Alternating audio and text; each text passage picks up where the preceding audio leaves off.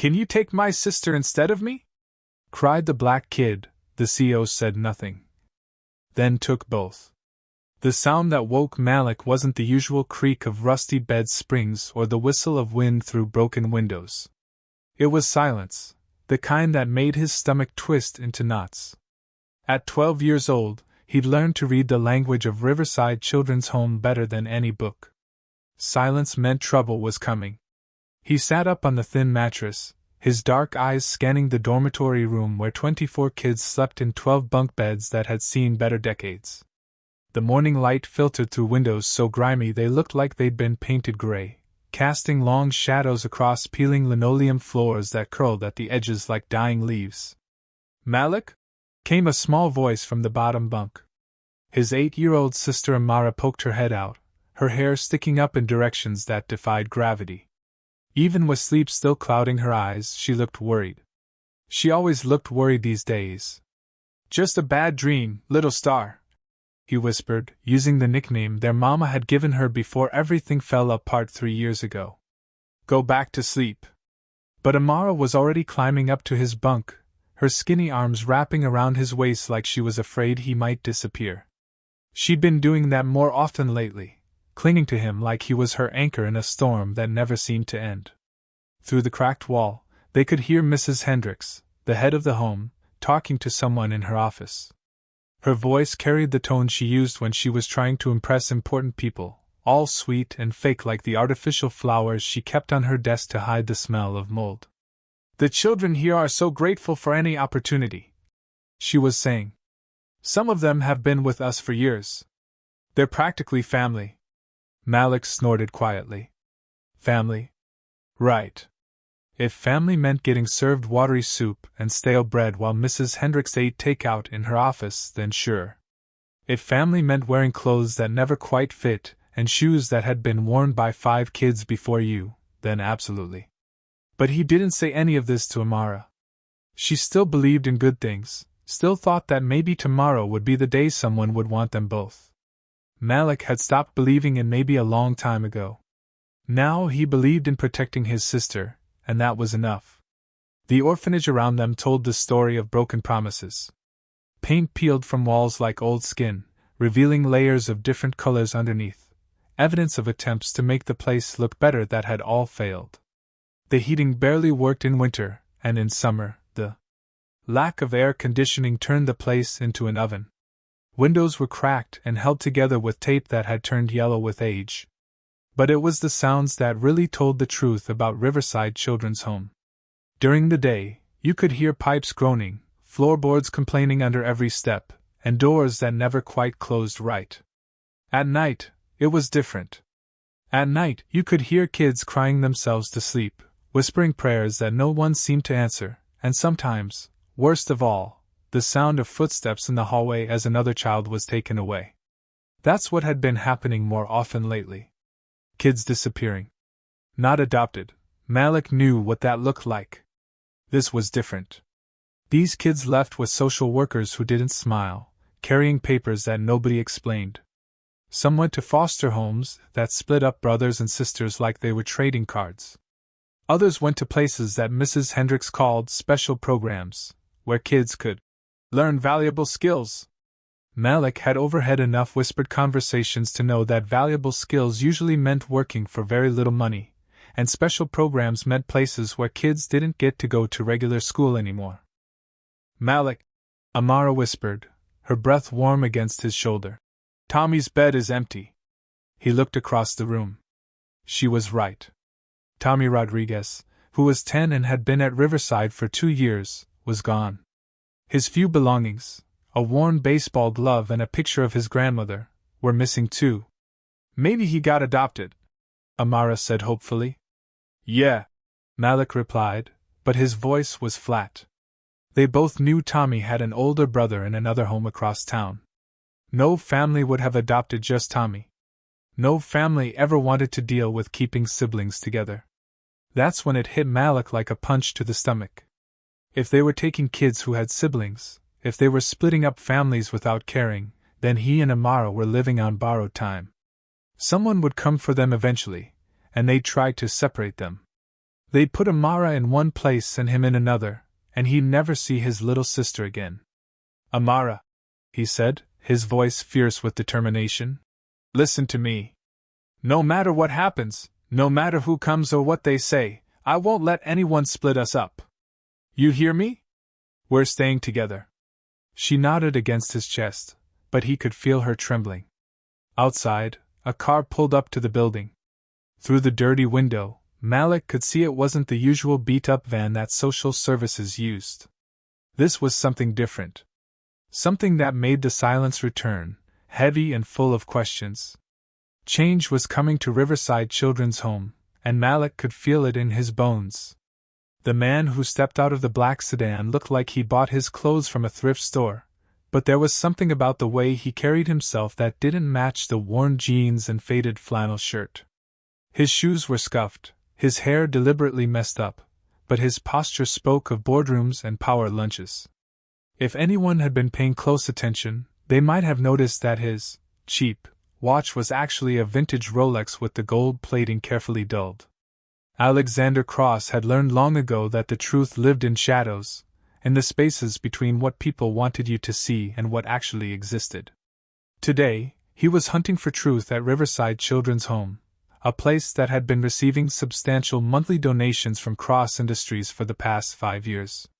You must be our new volunteer, Mrs. Hendricks said, her smile so wide it looked painful. She smoothed her dress nervously, though she clearly thought she was dealing with just another do-gooder looking to feel better about himself by spending a few hours with poor kids. Name's Alex, he said, deliberately shortening his name and softening his usual commanding tone. I'm here to help however you need me. Wonderful! The children could use a strong male figure around here. Most of our volunteers are. She paused, searching for the right words. Older ladies from the church. As Mrs. Hendricks led him through the facility, Alexander's trained eye caught details that made his jaw clench. The building's foundation showed signs of serious water damage that could cost thousands to repair. The electrical outlets were old enough to be fire hazards. The kitchen equipment looked like it belonged in a museum of health code violations. But it was the children that made him truly angry. In the common room, kids sat on furniture that should have been replaced years ago. Some played with toys that were missing pieces, others stared at a television that flickered with poor reception. The room smelled like industrial cleaning solution trying to cover up something much worse. We do our best with limited resources, Mrs. Hendricks said, but Alexander had seen the financial reports. Cross Industries alone sent enough money every month to run a small hotel. Where was it going? That's when he saw them. Malik sat in a corner chair that was too big for him, but he filled it with an intensity that made him seem older than his 12 years. His sister was curled up next to him, and even from across the room, Alexander could see how she unconsciously reached for her brother every few seconds, like she was making sure he was still there. Those two, Mrs. Hendricks said, following his gaze. Malik and Amara Williams. They've been with us for 3 years now. The boy can be difficult. As if summoned by their conversation, a staff member approached the siblings. Malik, it's time for chores. Amara, you go with Miss Janet for your reading lesson. She can read with me, Malik said, his voice steady but his eyes sharp with defiance. That's not how we do things here, the staff member replied, her tone suggesting this was an old argument. Children need to learn independence. Alexander watched as Malik's hand tightened protectively around his sister's. The boy's jaw was set in a way that reminded Alexander of himself at that age, ready to fight the whole world if necessary. I said she stays with me, Malik repeated, standing up. Though he was small for his age, something in his posture made the adult take a step back. Malik, Mrs. Hendricks intervened, her sweet voice taking on an edge. We've discussed this. Amara needs to spend time with children her own age, and you need to learn that you can't control everything. I'm not trying to control everything, Malik shot back. I'm trying to take care of my sister. Alexander found himself leaning forward, fascinated by the strength in this kid's voice. In boardrooms full of adults, He'd seen men twice Malik's size back down from much smaller challenges. Perhaps, Alexander said quietly, the boy could help with Amara's reading lesson? I could assist with both of them. All eyes turned to him. Mrs. Hendricks looked annoyed at the interruption, the staff member looked relieved to have backup, and Malik looked suspicious, like he was trying to figure out what this stranger's angle was. That's very kind, but… Mrs. Hendricks started. I think it's a good idea, Alexander said, his tone carrying just enough authority to end the discussion without being obvious about it. Sometimes children learn better when they feel safe. He saw something flicker in Malik's eyes, not trust, but maybe the beginning of curiosity. For the next hour, Alexander observed. He watched as Amara struggled with words that kids her age should know easily, suggesting she hadn't been getting proper educational support. He watched as Malik patiently helped her, showing a gentleness that contrasted sharply with his earlier defiance. He watched as other staff members ignored children who needed help, spent more time on their phones than supervising, and spoke to kids like they were problems to be managed rather than human beings to be cared for. Most importantly, he watched Mrs. Hendricks disappear into her office for long periods, only emerging to smile artificially whenever she thought he was looking. By the end of his first day as a volunteer, Alexander Cross had seen enough. The money he'd been sending wasn't reaching the children. The corruption was worse than he'd suspected. And those two kids in the corner, the ones fighting to stay together in a system designed to break them apart, had become more than just subjects of his investigation. They had become his responsibility. 3 days later, Malik knew something was wrong the moment he saw Mrs. Hendricks smoothing her hair in the hallway mirror. She only did that when important people were coming, the kind of important people who could shut down the orphanage or take kids away. All children to the main room immediately, she announced, her voice carrying that fake sweetness that made Malik's skin crawl. We have some special visitors today. Malik grabbed Amara's hand as they filed into the common room with the other kids. His sister's palm was sweaty, and he could feel her trembling slightly. She always picked up on his moods, and right now, every instinct he had was screaming danger. The room filled with nervous energy as 23 kids found seats on the mismatched furniture. Tommy's empty space felt like a missing tooth in a smile, obvious and painful. Alexander sat in the back corner, still playing his role as the quiet volunteer, but Malik noticed his posture had changed. The man looked tense, alert, like a soldier waiting for battle. 2 people in dark suits entered the room, carrying clipboards and wearing expressions that could freeze water. The woman was tall and thin, with gray hair pulled back so tight it seemed to stretch her face. The man was shorter, round, with small eyes that darted around the room like he was counting inventory. Good afternoon, children, the woman said, though her voice suggested the afternoon was anything but good. I'm Ms. Patterson from the Department of Children and Family Services. This is Mr. Webb, our placement coordinator. Malik's blood turned to ice. Placement coordinator. That meant they weren't here for a routine inspection. They were here to take kids. We're here today to discuss some exciting opportunities, Ms. Patterson continued, and Malik wanted to laugh at the word exciting if he wasn't so terrified. The state has identified several programs and foster families that are specifically looking for children like yourselves. What kind of programs? Asked Sarah, a 10-year-old who'd been at Riverside longer than almost anyone. Mr. Webb consulted his clipboard. Various opportunities.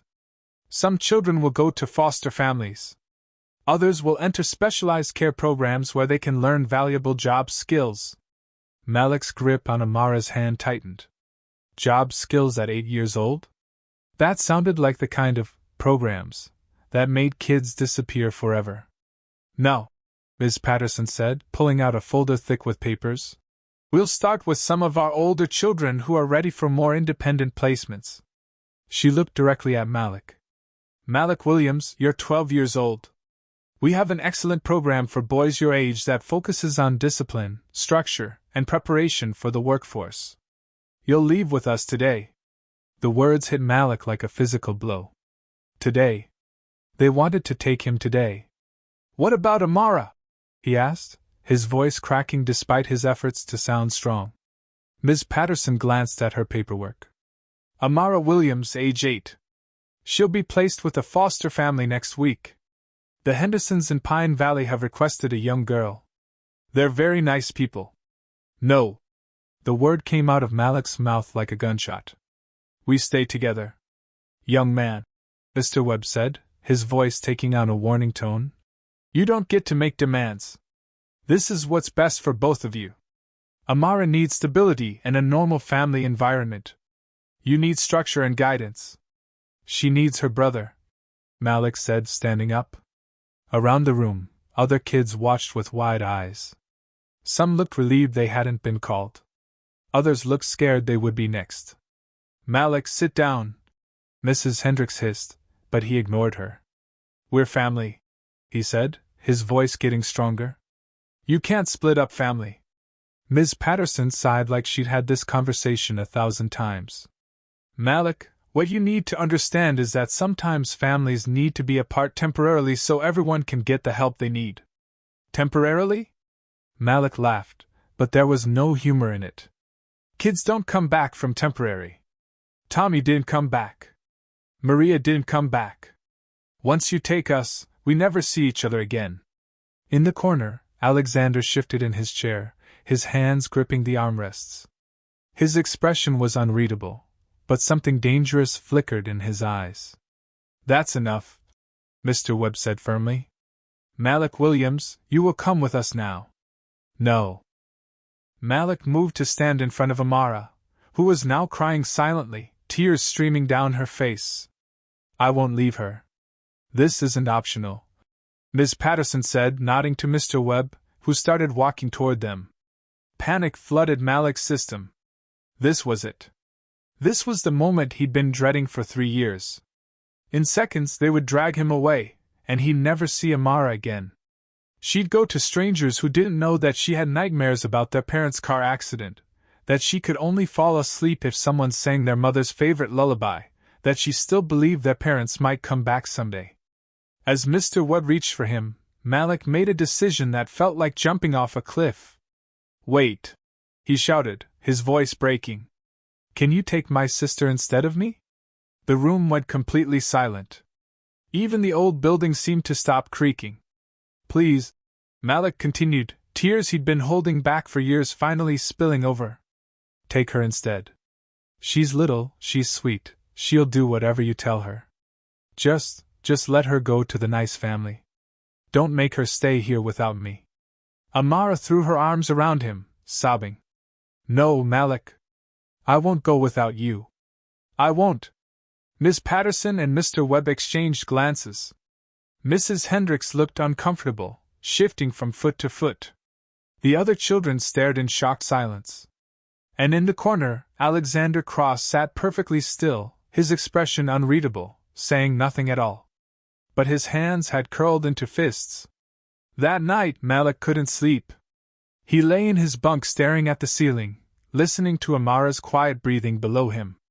By some miracle, or maybe because his desperate plea had made everyone too uncomfortable, the social workers had left without taking either of them. But they'd be back. Ms. Patterson had made that very clear. This is just a temporary delay, she'd said before leaving. We'll return next week with the proper paperwork. Both children need to be ready. What ate at Malik wasn't the threat itself. He'd been expecting that for months. What hurt was the silence. When he made his desperate offer, when he'd literally begged them to take his sister instead of him, every adult in that room had just stared. Mrs. Hendricks had looked embarrassed. The social workers had looked annoyed. And Alex, the volunteer who'd seemed different, who'd actually listened to him during the reading lesson, had said absolutely nothing. Malik had caught the man's eyes across the room, silently pleading for help, for someone to stand up and say this was wrong. But Alex had just sat there, watching, like Malik and Amara were some kind of sad movie he was viewing for entertainment. Just like all the rest. Malik whispered to the darkness. Adults don't care. They just pretend to. He'd been stupid to think Alex might be different. The man had nice clothes hidden under his fake thrift store outfit, Malik had noticed that his shoes were way too expensive for someone who was supposed to be broke. Probably another rich person trying to feel good about himself by visiting poor kids for a few hours. Below him, Amara stirred. Malik? Are you awake? Yeah, little star. Are they really going to separate us? Malik closed his eyes. He couldn't lie to her anymore. I don't know. Maybe. I'm scared. I know. Me too. 3 floors down, Alexander Cross sat in Mrs. Hendricks' office, staring at documents that made his stomach turn. It had taken him less than 2 hours to crack her filing cabinet, a skill he'd learned in his youth that had come in handy more than once in business. What he'd found was worse than simple embezzlement. Riverside Children's Home wasn't just stealing money. It was selling children. The paperwork told a horrifying story. Foster families that paid cash for kids and never filed proper adoption papers. Job training programs that were actually labor camps. And worse, much worse, documents suggesting some children were being sent overseas to people who had no business being around kids at all. Tommy Rodriguez hadn't been adopted.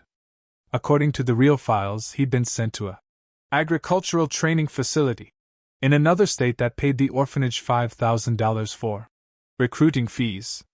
The facility's address, when Alexander looked it up, turned out to be a farm where children worked 16-hour days for no pay. Maria Santos, who'd disappeared 2 months ago, had supposedly gone to a loving family in California. The truth was she'd been sold to someone in Mexico City whose name appeared on several international watch lists. Alexander's hands shook as he photographed document after document with his phone. Mrs. Hendricks wasn't just corrupt, she was trafficking children. And she was using his money to do it. But what haunted him most was the memory of that boy's face. When Malik had looked at him across that room, begging silently for help, Alexander had wanted to leap up and stop everything. He'd wanted to reveal who he was, fire Mrs. Hendricks on the spot, and promise those kids that everything would be okay. Instead, he'd sat there like a coward. Because revealing himself too early would have blown his investigation. Because he needed proof before he could act. Because sometimes, to save everyone, you had to let some people suffer a little longer. It was a business decision. A strategic choice. The kind of calculated move that had made him successful. So why did it feel like the worst thing he'd ever done? Mr. Cross? Alexander spun around to find Mrs. Hendricks standing in the doorway, but she was looking at Alex the volunteer, not Alexander the CEO. What are you doing in my office? Sorry, he said, slipping the last document back into the file. I was looking for the bathroom. Got turned around in the dark. She studied his face suspiciously. The bathrooms are on the 2nd floor. This is the 3rd floor. Right. Sorry. Old building, easy to get lost.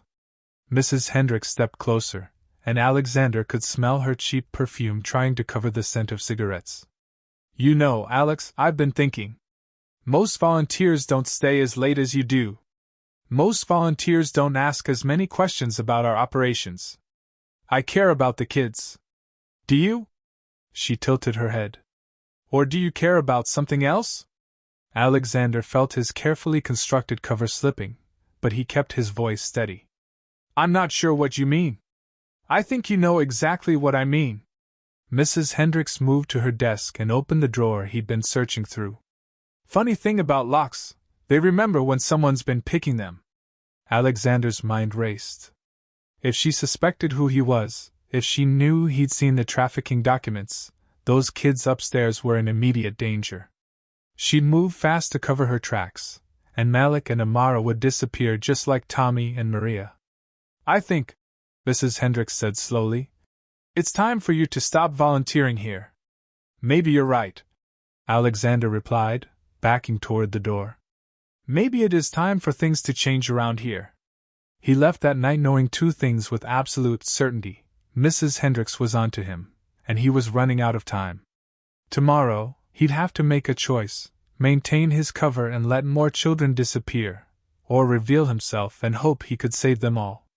Upstairs, Malik finally fell asleep, not knowing that the man he decided to hate was the only thing standing between him and a nightmare worse than anything he could imagine. The next morning brought chaos to Riverside Children's Home. 3 black SUVs pulled up outside, disgorging a small army of people in suits carrying briefcases, cameras, and official-looking documents. Mrs. Hendricks ran around like a chicken with its head cut off, barking orders at staff members who looked just as panicked as she did. State inspection, she hissed to anyone who would listen. Unscheduled.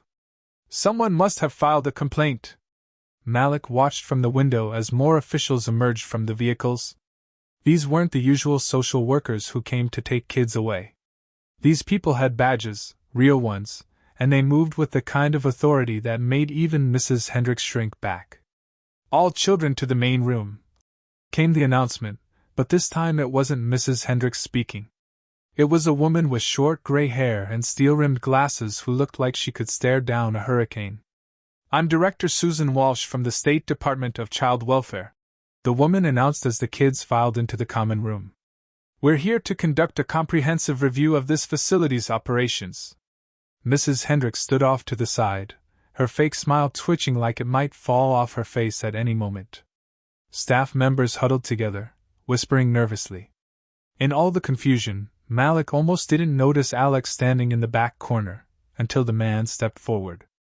Director Walsh, Alex said, and something in his voice made everyone in the room turn to look at him.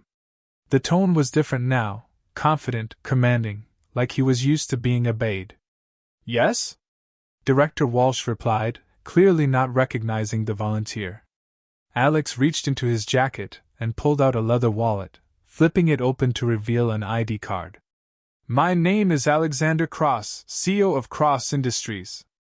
I believe you'll find that my company has been the primary funding source for this facility for the past 5 years. The silence that followed was so complete that Malik could hear his own heartbeat. Mrs. Hendricks went pale, her mouth opening and closing like a fish out of water. The staff members looked confused, then terrified as the implications sank in.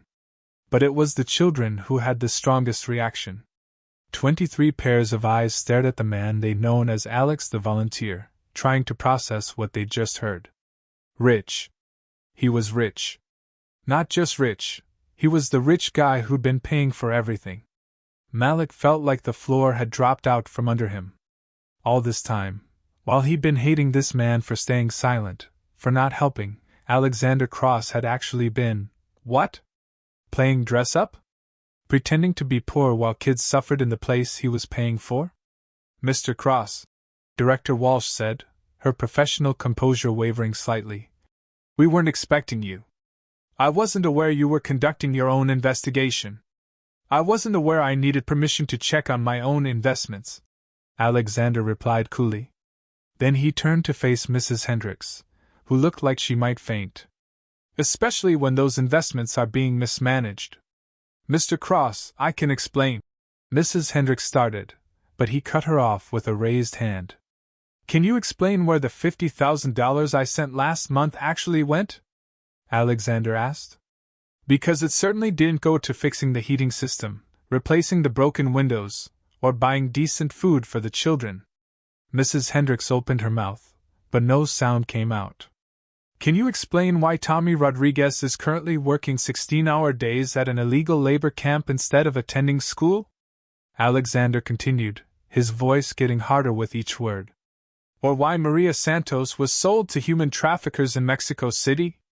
Now the staff members were backing away from Mrs. Hendricks like she had a contagious disease. Director Walsh was furiously taking notes, her face grim. Some of the kids started crying, not because they were sad, but because they were finally being heard. I have documentation, Alexander said, pulling out his phone. Financial records, correspondence, shipping manifests. Everything needed to prove that this woman has been using funds meant to care for children to instead sell them to the highest bidder. That's impossible, Mrs. Hendricks gasped. I would never. You would and you did, Alexander said firmly. Then he looked across the room, his eyes finding Malik's. Which is why, Effective immediately, I'm terminating all funding to this facility and personally taking responsibility for every child currently in residence here. Malik felt his world tilt sideways. What did that mean? Was he shutting down the orphanage? Were they all about to be homeless? But Alexander wasn't finished. He walked across the room, stopping directly in front of Malik and Amara, who was clinging to her brother's arm with both hands. Yesterday, Alexander said, his voice gentler now, I watched a 12-year-old boy offer to sacrifice his own future to protect his sister. I watched him beg adults to take her instead of him because he thought she deserved better. I sat there and said nothing, and I will regret that silence for the rest of my life. Malik stared up at him, not understanding, afraid to hope. But I'm not staying silent anymore. Alexander continued. Malik and Amara Williams, you asked if someone could take your sister instead of you. My answer is no. Both of them stay together. From now on, they stay with me. The room erupted. Mrs. Hendricks started shouting about legal procedures. Director Walsh was barking orders into her radio. Staff members were arguing with each other. But Malik only heard one thing. Both of them stay together. For the first time in 3 years, his little sister was going to be safe. And they weren't going to be separated. They were going home. 2 weeks later, Malik stood in the marble foyer of Alexander Cross's penthouse, still not quite believing it was real. The floor beneath his feet was so polished he could see his reflection, and the ceiling stretched up so high it made him dizzy to look at it. Everything gleamed like it had been touched by magic, crystal chandeliers that threw rainbows on the walls, furniture that looked like it belonged in a museum, and windows that offered a view of the entire city spread out below them like a glittering carpet. It was about as different from Riverside Children's Home as Earth was from Mars. It's so big, Amara whispered, her hand gripping Malik's tightly as she stared around the space with wide eyes. Are we really going to live here? For now, Malik said carefully. He'd learned not to get too comfortable anywhere. Adults changed their minds. Situations fell apart. The only constant in his life had been Amara, and he wasn't about to start trusting in marble floors and fancy furniture. Alexander emerged from what he'd called the study, a room that was bigger than the entire dormitory back at Riverside and filled with more books than Malik had ever seen in one place. He changed out of his fake thrift store clothes and now wore a perfectly tailored suit that probably cost more than the orphanage spent on food in a month. How are you settling in? Alexander asked, and Malik was relieved to hear that his voice was the same. Rich clothes or poor clothes, he still sounded like the man who'd sat patiently while Amara struggled with her reading. It's nice, Malik said, because that seemed like the safe answer. What he didn't say was that it felt like living inside a magazine, beautiful but untouchable, like they might break something just by breathing on it.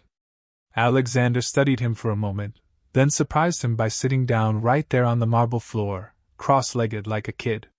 It made his expensive suit wrinkle, but he didn't seem to care. You know, Alexander said, I've been living here for 3 years, and I still sometimes get lost trying to find the kitchen. Amara giggled, and the sound echoed in the vast space like music. The truth is, Alexander continued, looking directly at Malik, this place is too big for one person. Too quiet. Too empty. I bought it because I thought it would make me feel successful, but mostly it just made me feel alone. Malik frowned. You could have just bought a smaller place. I could have. But then I wouldn't have had room for you too, would I? Something in the way he said it made Malik look at him more carefully. You're saying you bought this place for us? But you didn't even know us 3 years ago. No, I didn't know you specifically, Alexander said. But I knew kids like you existed. Kids who'd been dealt a rough hand but were still fighting. Kids who protected each other and refused to give up. I guess I was hoping that someday I'd be lucky enough to meet some of them. Lucky? Malik shook his head. We're the lucky ones. You're rich. You could have any kids you wanted. That's where you're wrong, Alexander said seriously. Money can buy a lot of things, but it can't buy the kind of courage you showed when you offered to sacrifice yourself for your sister. It can't buy the kind of love that makes an 8-year-old girl refuse to be separated from her brother even when it might mean a better life for her.